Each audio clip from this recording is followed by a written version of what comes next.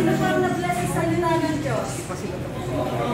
So, bago po tayo lumako sa pananalangin sa pagkain at sa ating pagwakas sa pananalangin, may share na po ako dito sa 1 chapter 15 verse 5. So, pakinggan nyo na lang po ito.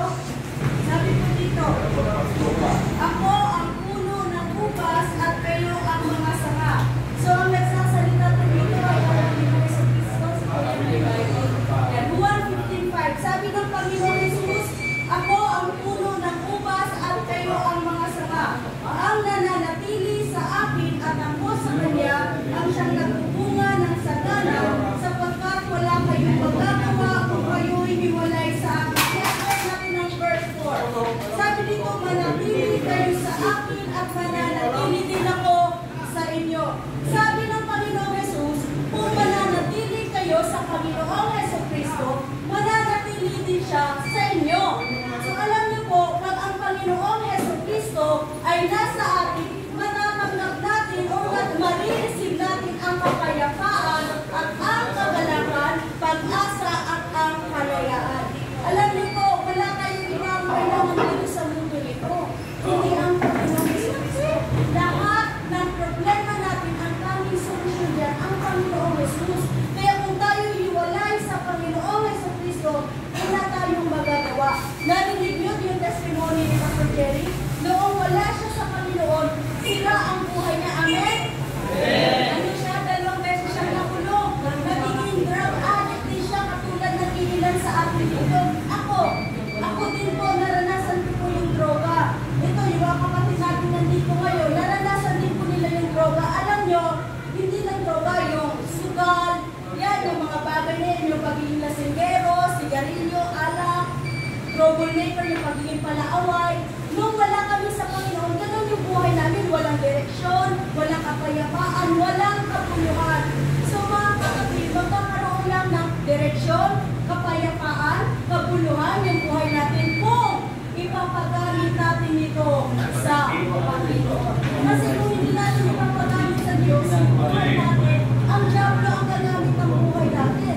Tingnan niyo po yung diferensya ng isang taong naglilingkod sa Diyos at wala sa Diyos. Amen? So ngayon mga kapatid, naranasan nila yung buhay na wala sa Panginoon. Ngayon, subukan nyo naman ang mabuhay na nasa Panginoon. At makikita niyo po yung pagkakaiba. Alam niyo po, pag nasa Panginoon kayo, iingatan kayo ng Diyos. Tutulungan kayo ng Diyos sa lahat ng pangangailangan ninyo. Hindi niyo na po kailangan gumawa ng anong paman para magkasala kayo. Katulad namin po, kami po, share ko na yung testimony namin mag-asawa ni Pastor Jerry. Kami dalawa po, wala kaming trabaho, wala kaming negosyo. Ang ginagawa namin, sineryoso namin yung paglilingkod sa Panginoon. Mula nung naging mag-asawa kami, ilang years na siya naging pastor, mula 2010 hanggang ngayon, wala siyang trabaho. Pero hindi siya pinabayaan ng Diyos. Ngayon, kung kayang gawin ng Diyos yung sa buhay ni Pastor Jerry, namin mag-asawa, kaya rin gawin ang Panginoon sa inyo yun. Ang kailangan nyo lang, seryoso ninyo ang Panginoon. Seryoso ang Diyos sa atin, seryoso ang Diyos sa inyo. Kita nyo, hindi nyo kami kilala. Kami, di ba hindi nyo naman po kami kilala, di rin po namin kayo kilala. Pero inaabot na nyo ang pagmamahal ng Diyos sa pangalaman namin. Ganyan kayo pamahal ng Diyos. Amen? So, kayo po mga kapatid, pwede po ba natin pumita ang ating mga mata? Iyuko po natin ang ating mga ulo at tayo'y lumapit sa ating Diyos na buhay na nasa langit. Tayo'y manalangin, Panginoon, ang makapangyarihan sa lahat, Lord. Kami po ay lubos na nagpapasalamat unang-una, Panginoon, sa iyong pagmamahal sa amin. Salamat, Lord, pagkakat kami ay nagpakasala sa iyo, nakakagawa, Lord, hindi sa dapat. Patuloy mo pa rin kami tinatanggap, patuloy mo pa rin kami minamahal, Panginoon, at patuloy mo kami pinapatawad kahit hindi kami karapat-dapat na panawanin.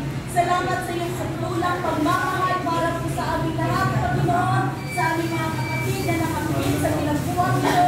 Salamat po, Panginoon, dahil patuloy niyo silang minamahal at alam niyo po, Lord, na ang mga tao ito, Panginoon, ay mismo na, Panginoon. Kaya, Lord, panalangin po namin, O Diyos, na yung mga kapatid namin nasa pigitan nito, hilusan mo ang kanilang buhay, Panginoon, magmali na sa buhay nila, magiwanag ka sa buhay nila, Panginoon, katapunin niyo po sila, Panginoon, at kahabagan niyo po sila, Panginoon. Tulungan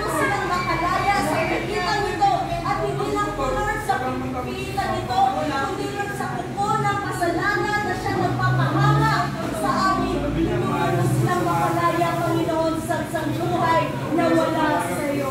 Panginoon, patuloy niyo po silang pagpalain, kilala ng kanilang buhay, maging yung mga mahal po nila sa buhay, Lord God. Patuloy niyo po silang pagpalain at ingalan. At Lord, panalangin namin, O Diyos, tulungan mo silang maayos ang dapat ayusin, Panginoon, sa kanilang mga kaso, sa healing, Panginoon. Pagpalain mo po, Lord, ang pagkain ng kanilang matanggap. Panalangin po namin na ibigay sa upang ang kalakas at kanilang mga pisikal na pangangalawa. Yung Biblia, Lord, na matangay sa lilang mo, Diyos, nawa panalangin po namin na magiging kalakasan po ito sa buhay nila spiritually, Panginoon. Maraming salamat po, Ama. Ang buhay ng bawat isang narito, kami sumasampalataya, Panginoon, nasabi mo sa iyong mga salita, ang sinong lumalapit sa iyo ay hindi mo po itatakwil, Panginoon. Maraming salamat po. Ikaw lamang ang